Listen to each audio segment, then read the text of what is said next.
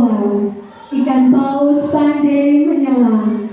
Dari lubuk hati yang dalam, saya buka diseminasi dengan ucapan salam. Assalamualaikum warahmatullahi wabarakatuh.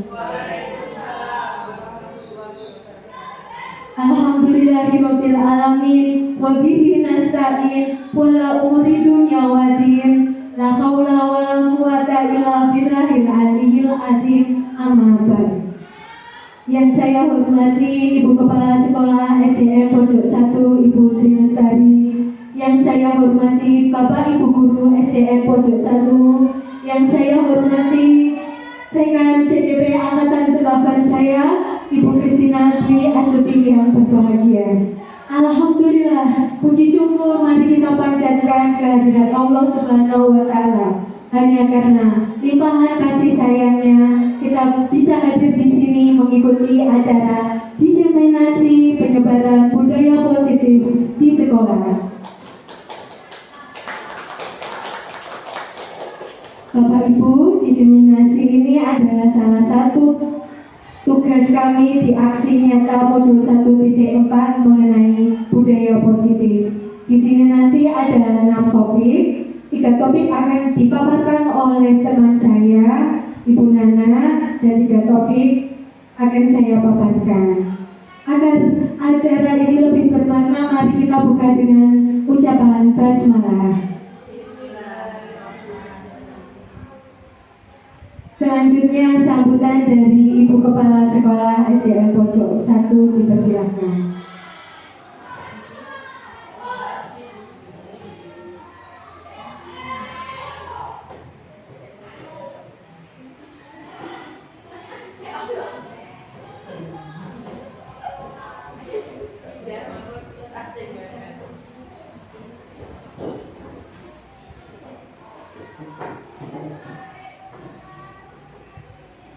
Assalamualaikum warahmatullahi wabarakatuh. Selamat siang dan salam sejahtera untuk kita. Yang saya hormati Bapak Ibu Guru SDN Pojok 1, dan yang saya hormati juga saya banggakan Ibu-Ibu CDP Angkatan yang ke-8 yang sangat luar biasa. Bapak Ibu, saya sebagai kepala sekolah di sini hanya ingin menyampaikan saja, Bapak Ibu, mari kita semua, mari kita dukung kegiatan yang akan dilaksanakan, yaitu pemaparan tentang diseminasi budaya positif. Mungkin panjenengan juga bertanya-tanya, apa toh diseminasi budaya positif itu? Itu yang saya tahu sepertinya pembiasaan yang baik, yang kalau kurang baik tetap diulangi sampai menemukan titik terang yang baik, biar anak-anak nanti mempunyai karakter yang baik. Untuk itu, mari Bapak Ibu, kita nanti perhatikan dari pemaparan Ibu-Ibu CGP Angkatan 8 ini yang akan memaparkan dengan lebih detail dan jelas. Untuk itu semuanya saya serahkan pada Ibu-Ibu CGP kita Angkatan 8 ini. Semoga nanti ke depan lancar, sukses, dan lebih baik. Oke, akhirnya dari saya, ada kurangnya saya mohon maaf yang sebesar-besarnya. Akhirnya wassalamualaikum warahmatullahi wabarakatuh. Selamat siang, selamat beraktivitas, semoga sukses. Matur nuwun Bu Tari atas dukungan yang sangat luar biasa. Bapak Ibu, kami di sini bukan lebih baik dari panjenengan. Kami hanya ingin sharing yang sudah kami pelajari pada program pendidikan guru penggerak. Selanjutnya, kita akan menyaksikan pemaparan dari Ibu Kristina Dwi Astuti. Kepada beliau, Bu Kristina dipersilakan. Terima kasih waktu dan kesempatannya. Assalamualaikum warahmatullahi wabarakatuh. Di sini kami akan melakukan aksi nyata sesuai dengan tugas kami di JKB, yaitu diseminasi budaya positif. Adapun nanti konsep dari modul budaya positif yang akan saya sampaikan di sini, yang pertama yaitu disiplin positif dan nilai-nilai kebajikan universal, teori motivasi, hukuman, penghargaan dan restitusi, keyakinan kelas, kebutuhan dasar manusia dan dunia berkualitas, restitusi, dan 5 posisi kontrol. Yang keenam yaitu restitusi dan segitiga restitusi. Untuk yang pertama, kedua, dan ketiga nanti saya yang akan menyampaikan, sedangkan yang kebutuhan dasar 5 posisi kontrol dan segitiga restitusi akan disampaikan teman saya Ibu Idwi Lestari. Sebelum saya melakukan diseminasi ini, saya mau menayangkan suatu film yang nanti bisa kita ambil hikmahnya dari film ini.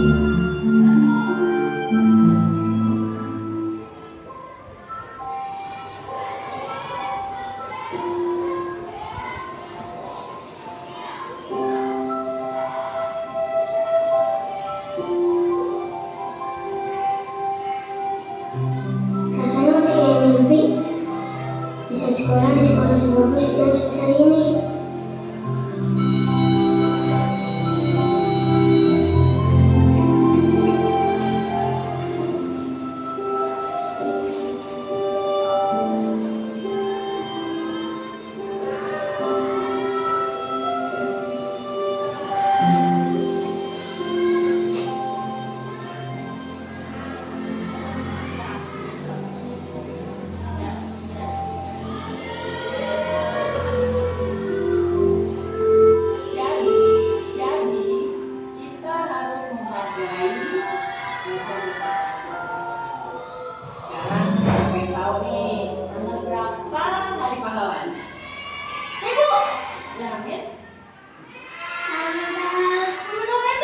Ya benar Amin.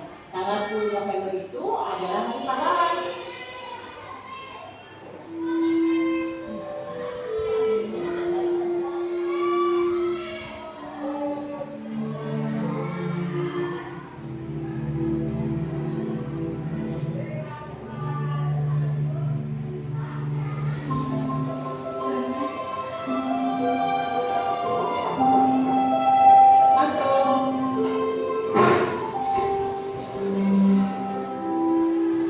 Maaf Bu, saya telat. Rumah saya jauh. Masuk Amin.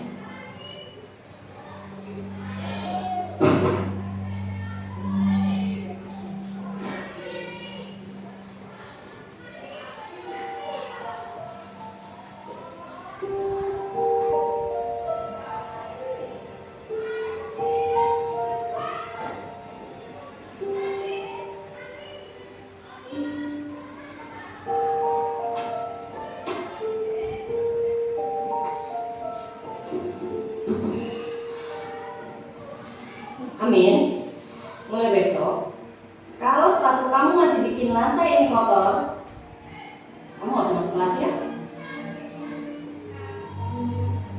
Jadi, saya mau belajar di kelas Bu.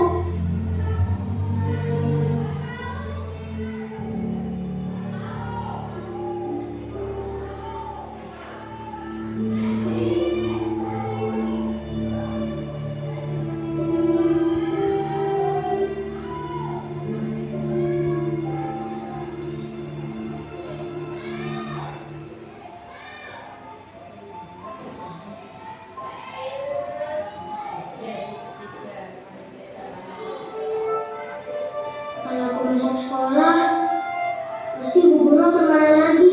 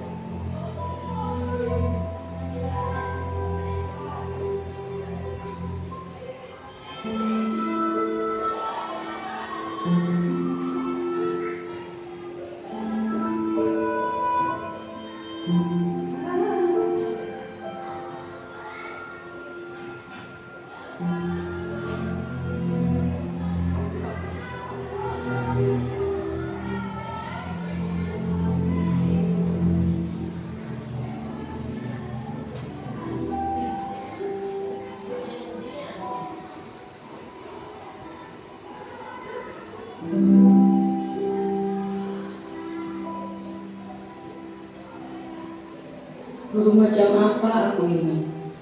Aku sudah mematahkan semangat belajar muridku. Bagaimana kalau gara-gara perkataanku, Amin jadi berhenti sekolah?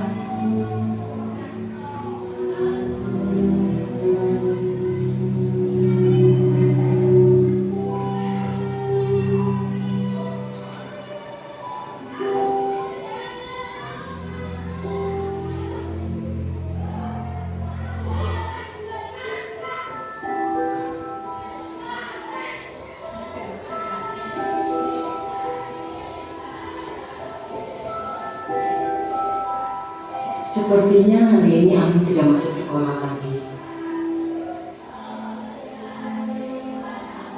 Amin,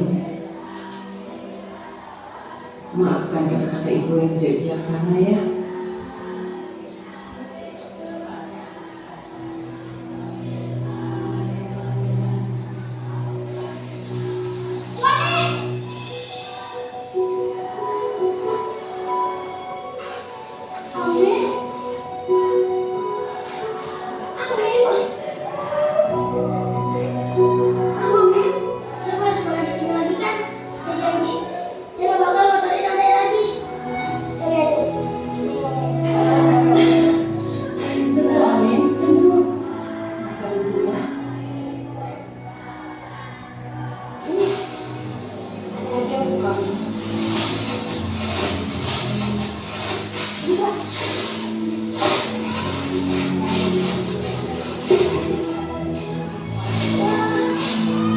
Makasih ya Bu, hadiahnya bagus banget.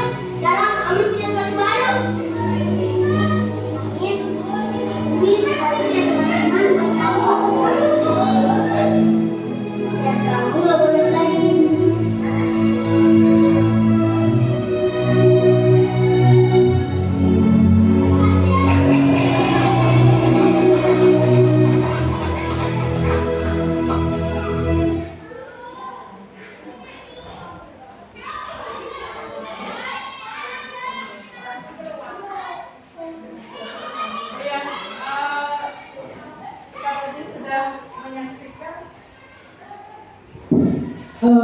Kita tadi sudah menyaksikan cuplikan cerita di mana bisa kita jadikan sebagai pelajaran buat kita sebagai seorang pendidik untuk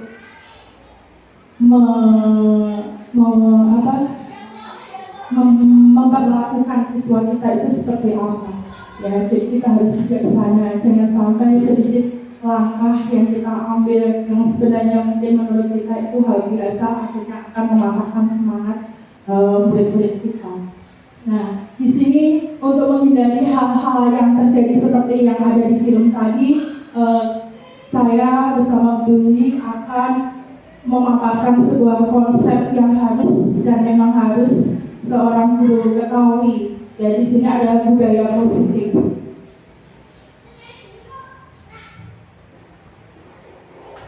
Pada pembelajaran 2.1 ini kita akan mempelajari tentang disiplin positif dan nilai-nilai kebajikan universal. Kalau kita lihat di sini disiplin positif, disiplin. Mungkin kalau kita mendengar kata disiplin, apa yang terpikir dalam benak panjenengan semua? Mungkin Bu Rani bisa membantu saya. Ketika panjenengan mendengar kata disiplin, apa yang terlintas di dalam benak panjenengan?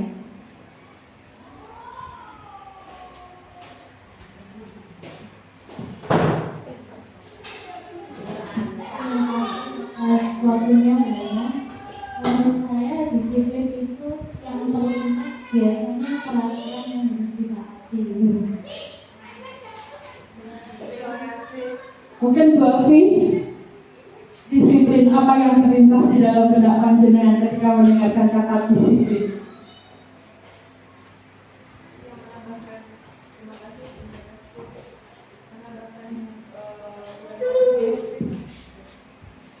Disiplin menurut saya benar seperti yang tadi melaksanakan peraturan yang ada dan kita harus bertanggung jawab dengan apa yang kita lakukan. Ya, misalnya di sekolah ada aturan, kita jadi sebagai guru harus memberi contoh juga kepada murid untuk melakukan hal tersebut, tapi dengan memberi contoh, bukan dengan memberi hukuman kepada murid. Terima kasih. Di sini kita akan belajar bersama-sama mengenai arti kata disiplin yang sesungguhnya. Mungkin ketika kita mendengar kata disiplin itu yang terlintas adalah ada hukuman, ada peraturan, seperti itu mungkin ya. Nanti kita akan bahas lebih dalam seperti apa sebenarnya disiplin positif itu. Sebelum ke disiplin positif, kita harus mengadakan perubahan paradigma dulu. Di sini ada kegiatan, cobalah buka. Sekarang panjenengan bersama teman satu bangkunya yang ada ya. Di sini ada sebuah kasus, misalnya Anda adalah A. Tugas Anda adalah mengepalkan tangan. Coba salah satu dari panjenengan bisa mengepalkan tangannya. Salah satu. Terus kemudian coba Anda bayangkan bahwa Anda menyimpan sesuatu yang sangat berharga di dalam kepalan tangan panjenengan. Anda perlu menjaganya. Benda tersebut kuat tenaga karena begitu pentingnya untuk kehidupan Anda.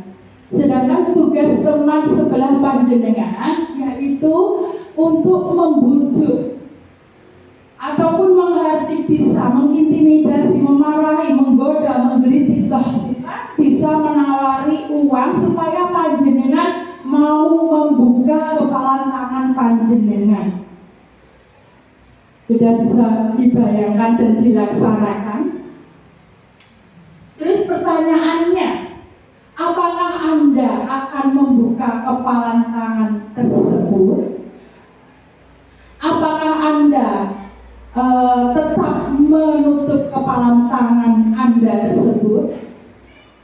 Dan dalam kegiatan ini sesungguhnya siapa yang memegang kendali atau kontrol untuk membuka dan menutup kepalan tangan panjenengan?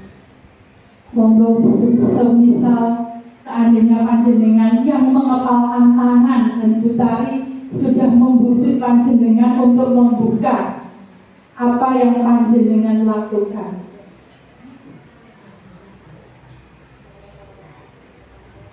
Terima kasih atas pemberian waktunya pada saya. Meskipun tadi saya juga mempraktekkan, tapi hanya mengepalkan tangan secara kuat.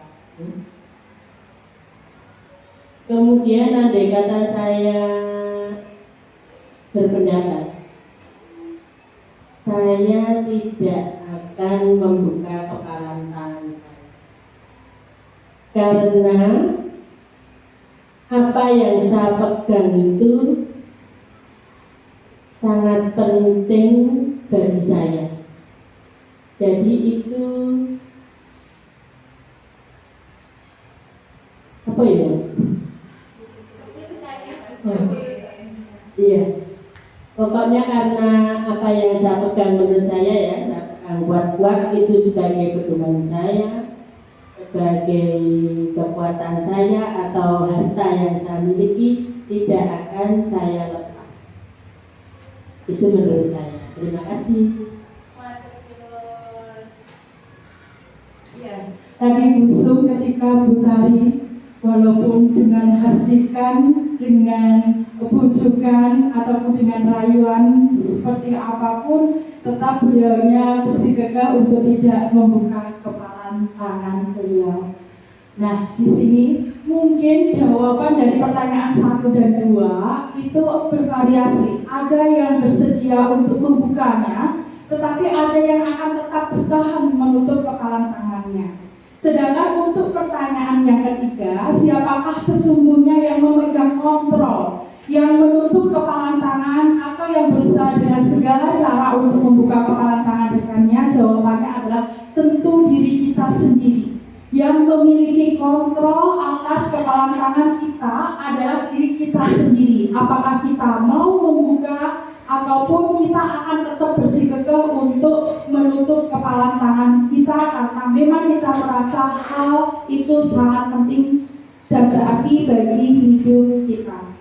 Dan itu pun juga sesuai dengan kebutuhan dasar kita saat itu.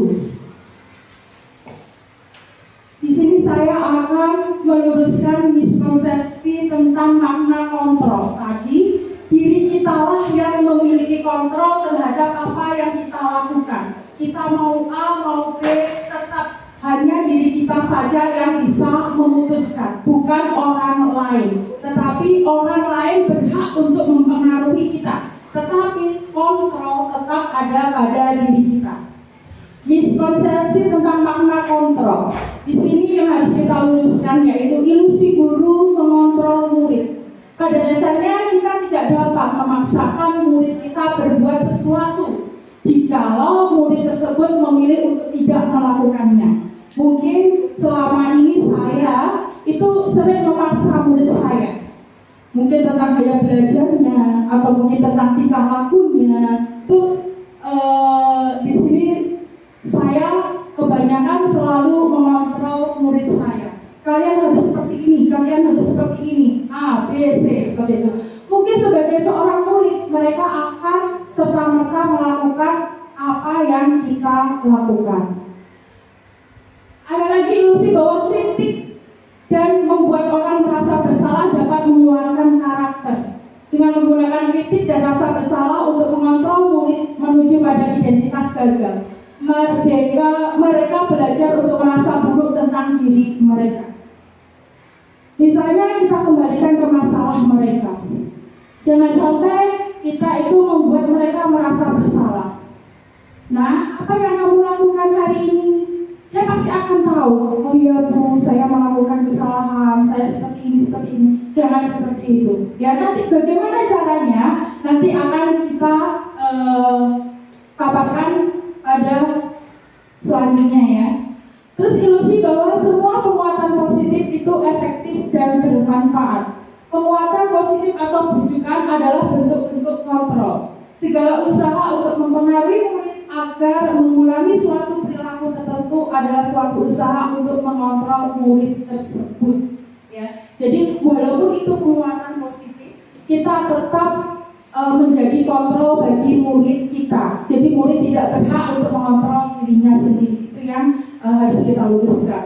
Terus ilusi bahwa orang dewasa memiliki hak untuk memaksa. Di sini kita tidak boleh memaksakan hak-hak kita terhadap murid-murid kita. Walaupun banyak orang dewasa yang percaya bahwa mereka memiliki tanggung jawab untuk membuat murid-murid berbuat hal-hal tersebut. Tetapi kita tidak boleh mengesampingkan bahwa kontrol terhadap diri mereka tetap ada diri mereka sendiri, bukan kita yang menjadi kontrol bagi mereka.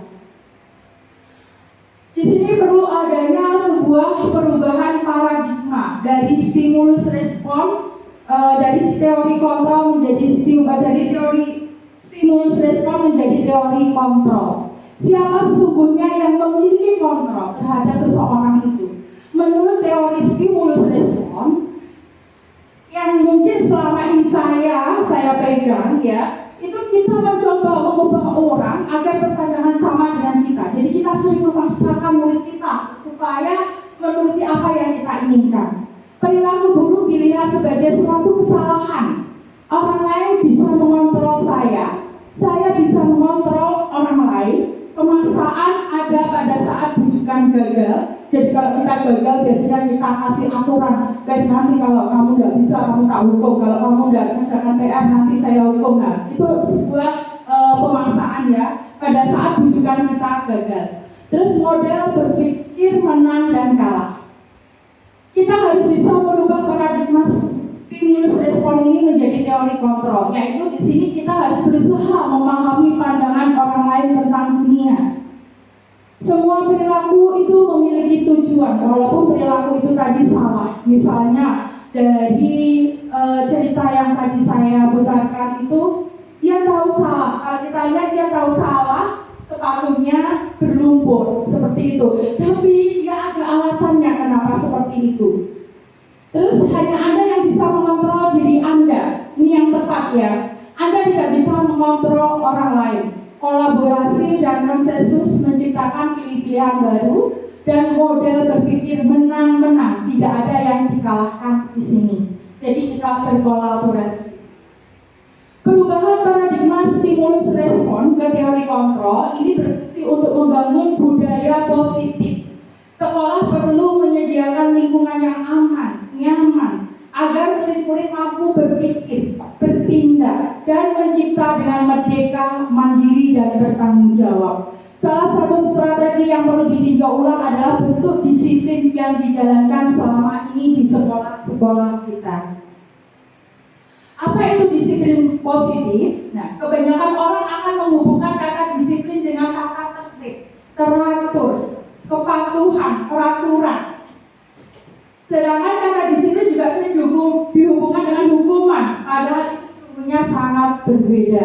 Karena belajar tentang disiplin positif tidak harus dengan memberikan hukuman. Justru itu adalah salah satu alternatif terakhir. Dan kalaupun perlu tidak digunakan sama sekali. Nanti untuk tingkatan-tingkatannya seperti apa akan kita paparkan. Menurut filosofi Bapak Pendidikan kita Ki Hajar Dewantara, ini sungguh luar biasa pemikiran beliaunya itu sampai saat ini masih relevan di zaman kita yang sekarang ini walaupun beliaunya hidup sebelum kemerdekaan. Ya, di mana ada kemerdekaan disitulah harus ada disiplin yang kuat. Sungguh pun disiplin itu bersifat self-disiplin, yaitu kita sendiri yang mewajibkan kita dengan sekeras-kerasnya, tetapi itu sama saja. Sebab jikalau kita tidak dapat melakukan self-disiplin, wajiblah penguasa lain mendisiplinkan diri kita. Dan peraturan demikian itulah harus ada di dalam suasana yang merdeka. Di situ Ki Hajar Dewantara menyatakan bahwa untuk mencapai kemerdekaan atau dalam konteks pendidikan, kita saat ini untuk menciptakan murid yang merdeka syarat utamanya adalah harus ada disiplin yang kuat. Disiplin yang dimaksud di sini adalah disiplin diri yang memiliki motivasi internal. Jadi disiplin itu lahir dari diri kita sendiri, dari murid-murid kita, bukan karena dipaksakan karena ada aturan-aturan atau karena ada hukumannya. Jika kita tidak memiliki motivasi internal, maka kita memerlukan pihak lain untuk mendisiplinkan kita, atau motivasi eksternal namanya ya, karena berasal dari luar, misalnya dengan memberikan hukuman ataupun memberikan sebuah konsekuensi. Jika kamu tidak mengerjakan PR, tulis sampai 10 kali. Kalau kamu bersalah, kamu lari mengelilingi lapangan. Nah, seperti itu adalah motivasi eksternal. Tapi di sini untuk budaya positif, disiplin positif, kita akan menemukan motivasi internal, yaitu lahir dari kesadaran siswa sendiri. Itu yang dimaksud dengan disiplin positif, yaitu disiplin yang dilahirkan dari motivasi internal. Sedangkan nilai-nilai kebajikan, nilai-nilai kebajikan adalah sifat-sifat positif manusia yang merupakan tujuan mulia yang ingin dicapai setiap individu. Sedangkan nilai-nilai kebajikan yang ingin dicapai oleh anak Indonesia untuk kurikulum merdeka ini, yaitu kita kenal dengan nama profil pelajar Pancasila. Ya, di situ ada beriman dan bertakwa, terus kebinekaan global, gotong royong, mandiri, kreatif, dan bernalar kritis. Itu yang akan kita tanamkan nilai-nilai kebajikan di dalam murid-murid kita di dalam kurikulum merdeka ini. Untuk pembelajaran yang kedua di sini ada teori motivasi, hukuman, dan penghargaan serta restitusi. Mungkin ini untuk yang restitusi itu masih sangat asing bagi panjenengan sedoyo. Tapi di sini nanti kita harus menerapkan ini di dalam sekolahan kita. Jadi kita akan menghapus sedikit, bukan menghapus ya. Jadi itu ada tingkatan-tingkatannya.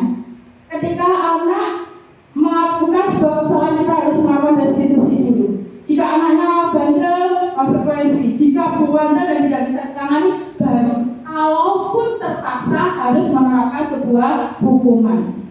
Teori motivasi perilaku manusia di sini ya. Jadi seseorang itu melakukan sesuatu itu ada 3 motivasinya. Yang pertama yaitu untuk menghindari ketidaknyamanan atau hukuman.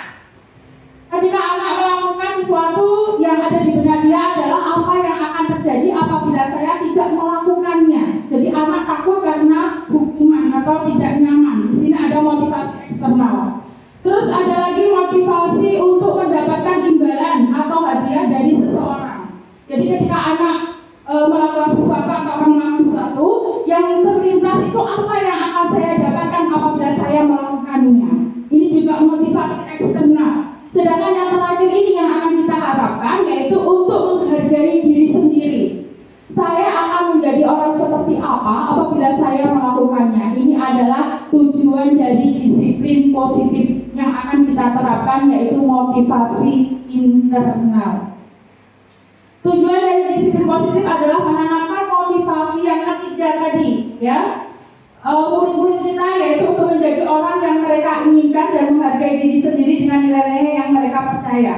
Ketika murid kita memiliki motivasi tersebut, mereka telah memiliki motivasi intrinsik yang berdampak jangka panjang. Motivasi yang tidak akan pernah terpengaruh pada adanya hukuman ataupun hadiah. Mereka akan tetap berperilaku baik dan berlandaskan nilai-nilai kebajikan, yaitu nilai profil pelajar Pancasila. Nah, di sini ada sebuah studi kasus. Coba dicermati, ini ada kasus Iva kurang menguasai pelajaran matematika, sehingga pada saat pelajaran tersebut berlangsung dia lebih banyak berdiam diri atau menggambar di buku pelajarannya. Pada saat guru matematikanya Pak Seno menanyakan pertanyaan, Iva menjadi gugup dan tak sengaja menjatuhkan tasnya dari kursi, serta tiba-tiba menjadi gagap pada saat berupaya menjawab. Seluruh kelas pun tertawa melihat perilaku Iva yang berbicara tergagap-gagap dan terkejut tersebut. Pak Seno pada saat itu membiarkan teman-teman Iva menertawakan Iva yang tergagap dan malu luar biasa, dan malah minta Iva untuk maju ke depan dan berdiri di depan kelas sambil memegang ujung hidungnya. Di sini Pak Eko melakukan sebuah hukumannya. Apa Anda setuju dengan tindakan Pak Seno terhadap Eva? Mungkin Putari.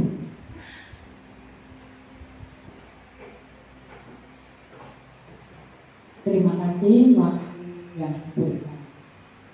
Menurut saya tindakan Pak Seno itu kurang pas. Jadi saya tidak setuju. Karena apa?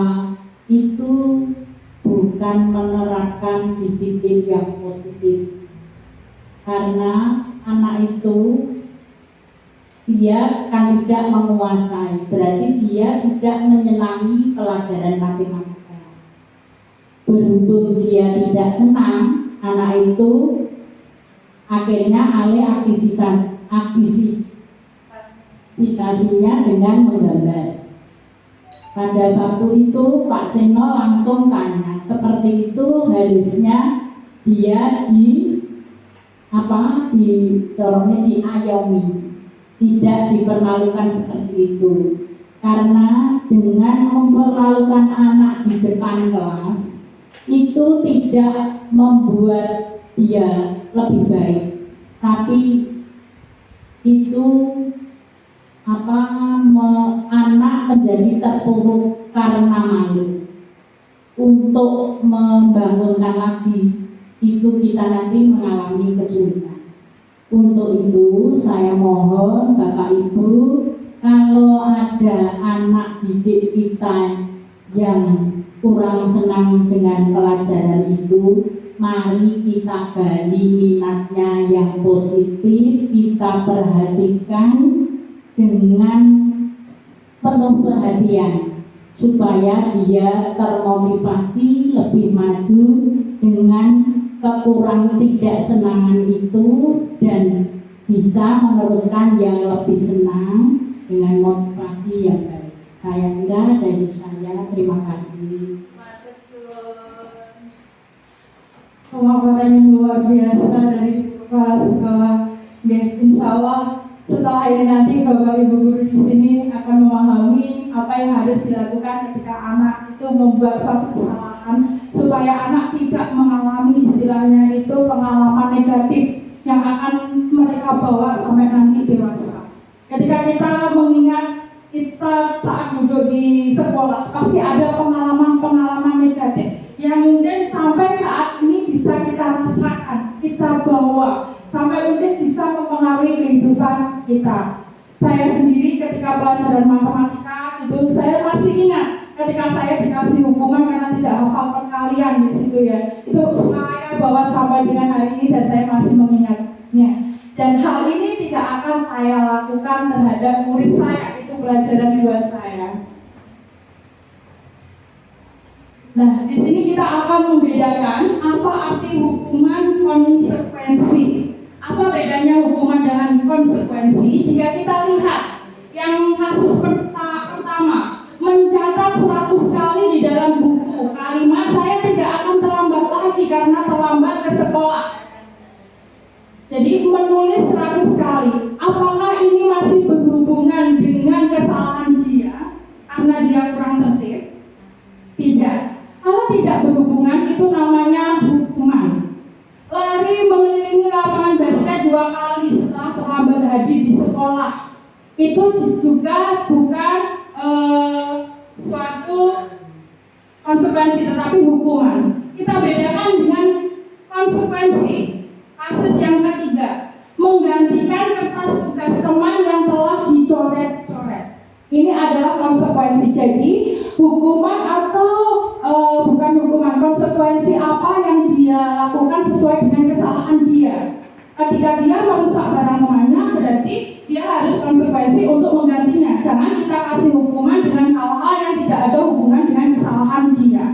Terus kasus yang ke-5, membersihkan tumpahan air di meja tulis karena tersenggol pada saat belajar. Itu juga konsekuensi. Lari mengelilingi lapangan basket 2 kali karena terlambat 10 menit untuk pelajaran PJOK. Kenapa ini dikatakan konsekuensi? Karena lari itu masih berhubungan dengan pelajaran PJOK. Jadi di sini antara hukuman dengan konsekuensi itu sudah ada bedanya ya. Hukuman itu sepihak dan tidak berhubungan sama sekali dengan perubahan yang akan dilakukan, sedangkan konsekuensi itu masih berhubungan. Apa itu teori restitusi? Nah, ini nanti yang akan kita jalankan di sekolah kita. Restitusi adalah proses menciptakan kondisi bagi murid untuk memperbaiki kesalahan mereka, sehingga mereka bisa kembali kepada kelompok mereka dengan karakter yang lebih kuat. Restitusi juga merupakan proses kolaboratif yang mengajarkan murid untuk mencari solusi untuk masalah mereka dan membantu murid berpikir tentang orang seperti apa yang mereka ingin menjadi atau tujuan mulia dan bagaimana mereka harus memperlakukan orang lain. Di sini ada perbedaan antara hukuman, konsekuensi, dan terus restitusi. Tadi kalau hukuman, konsekuensi panjenengan sudah punya gambaran ya. Kalau hukuman itu sifatnya negatif ya, negatif. Sedangkan konsekuensi itu netral, di tengah-tengah masih ada pembelajarannya di situ. Sedangkan restitusi itu sifatnya positif. Di sini di restitusi kita memberikan merupakan suatu pilihan, menguatkan untuk murid atau anak dalam jangka panjang. Korban mendapatkan ganti murid atau anak mendapatkan penguatan, masalah terpecahkan, murid belajar bertanggung jawab untuk perilakunya, fokus pada pemecahan masalah dalam jangka panjang. Terus apa yang kamu yakini, apa yang bisa kamu lakukan untuk memperbaiki masalah ini, murid atau anak akan merasa dihormati atau dihargai oleh orang lain. Itu apabila kita menerapkan sebuah restitusi. Hal-hal yang ingin kita dapatkan dari murid adalah seperti itu. Salah satu upaya untuk melakukan disiplin positif yaitu adanya keyakinan kelas. Mungkin kita sudah pernah mendengar ya keyakinan kelas. Tapi mengapa harus keyakinan kelas, bukan peraturan kelas? Seperti di kelas saya di sini tidak ada namanya peraturan, yang sudah saya ganti keyakinan kelas 5. Kenapa harus keyakinan? Di sini kita berharap kita bedakan dulu antara peraturan kelas dengan keyakinan kelas. Kalau peraturan kelas adalah aturan-aturan yang dibuat sepihak oleh sekolahan yang wajib dilaksanakan oleh setiap siswa di sekolah itu. Sedangkan keyakinan kelas adalah kesepakatan bersama dengan guru dan siswa secara timbal balik dua arah yang mampu menumbuhkan disiplin positif, yaitu disiplin yang tumbuh dari diri anak-anak didik kita. Bagaimana pembentukan keyakinan kelas? Yang pertama yaitu keyakinan kelas bersifat lebih abstrak daripada peraturan yang lebih rinci dan konkret. Jadi keyakinan kelas di sini tidak usah terlalu banyak supaya anak juga mudah mengingatnya. Keyakinan kelas berupa pernyataan universal, umum. Pernyataan keyakinan kelas senantiasa dibuat dalam bentuk positif, jadi tidak ada kata jangan. Tidak boleh ramai ketika pelajaran berlangsung. Itu bukan keyakinan kelas, tapi itu adalah peraturan ya. Di dalam keyakinan kelas tidak ada kalimat negatifnya, semua kalimat positif. Jadi kata jangan, tidak boleh, dilarang itu tidak digunakan di dalam keyakinan kelas. Keyakinan kelas sebenarnya tidak terlalu banyak sehingga mudah diingat dan dipahami oleh semua warga kelas. Keyakinan kelas sebaiknya sesuatu yang dapat diterapkan di lingkungan tersebut. Semua warga kelas hendaknya ikut berkontribusi dalam pembuatan keyakinan kelas lewat kegiatan curah pendapat, bersedia meninjau kembali keyakinan kelas dari waktu ke waktu. Itu bedanya antara peraturan kelas dan keyakinan kelas. Nanti setelah ini yang sudah melaksanakan kumer ataupun yang belum bisa membentuk sebuah keyakinan kelas di mana kita akan menyetujui keyakinan itu bersama dengan murid-murid kita. Nah, di sini sekarang ada dua kesepakatan kelas. Menurut panjenengan, mana yang merupakan keyakinan kelas? Yang kanan atau yang kiri?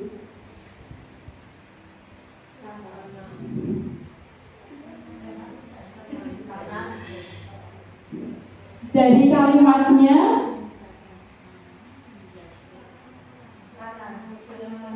universal, umum, tidak terperinci.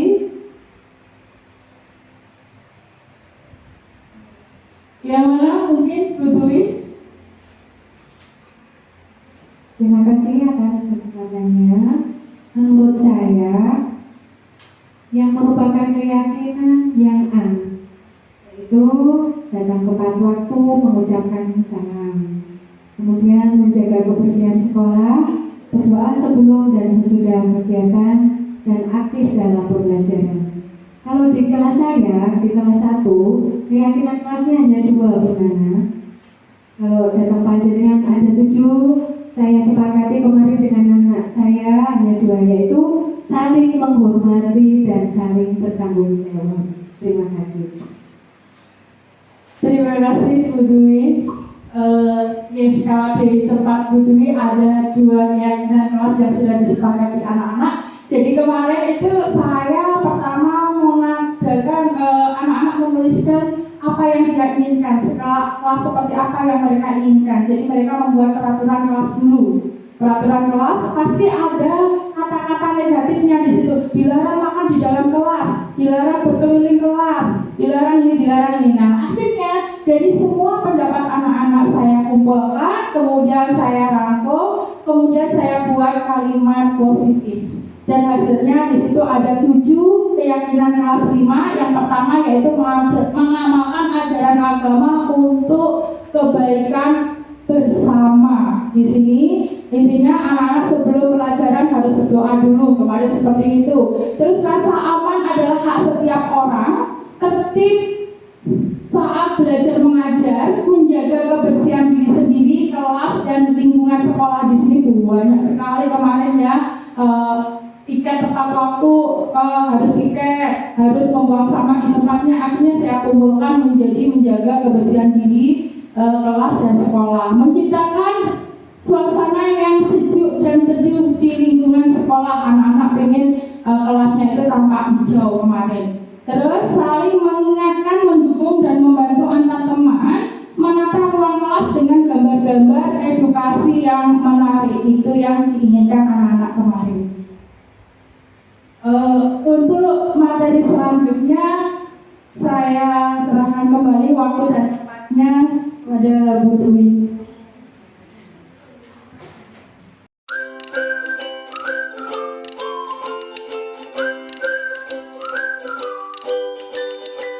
Jadi hari ini kita akan membuat keyakinan kelas. Kenapa Bu Nana bilang keyakinan kelas? Bu Nana, kalau keyakinan kelas seperti yang Bu Nana utarakan tadi, apabila kamu yakin melakukan itu untuk kebaikan, itu akan tertanam terus pada diri kalian. Jadi kalian melakukan sesuatu itu dengan ikhlas, ya, karena kalian yakin apa yang kamu lakukan akan berdampak positif. Jadi bukan karena paksaan, bukan karena takut hukuman, tapi kesadaran kalian.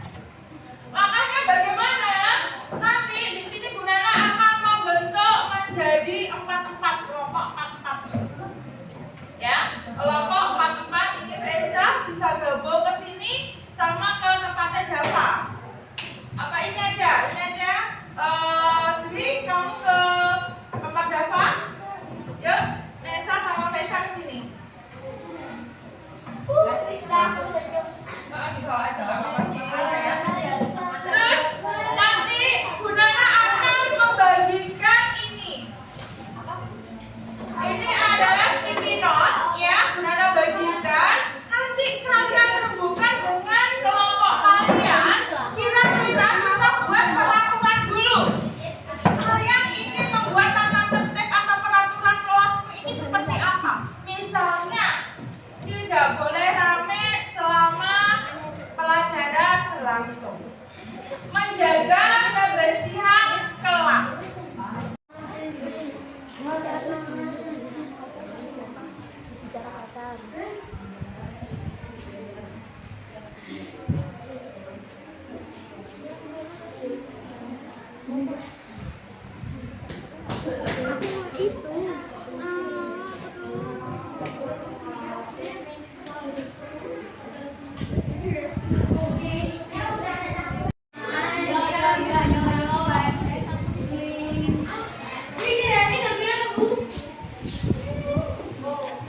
Ayo, dari kelompok 2 belum. Kelompok 5 bisa ditambahkan. Kelompok 6. Kelompok berapa jatuh? Kelompok 3. Di aja, ditukar aja.